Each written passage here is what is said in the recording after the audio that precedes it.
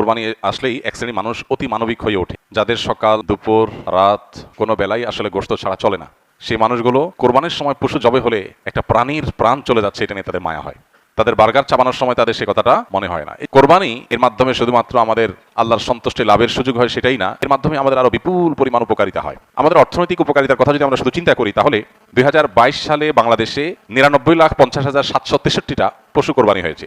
2023-এ কোরবানি হয়েছে 1,41,812টা এবং 2024 সালে অর্থাৎ গত বছর কোরবানি হয়েছে 1,04,08,918টা। আমরা ইতিমধ্যে পত্র পত্রিকা দেখেছি যে আমাদের দেশে 1 কোটি পশু কোরবানি করার জন্য 1 কোটি পশু বাংলাদেশে প্রস্তুত আছে, আমদানির উপর নির্ভর করতে হবে না। কোরবানি যদি না থাকতো তাহলে দেশে এই প্রতি কোরবানিতে 1 কোটির অধিক পশু কোরবানি করার জন্য এই পশু উৎপাদন করা এটা আসলে এদেশে হয়ে উঠতো না।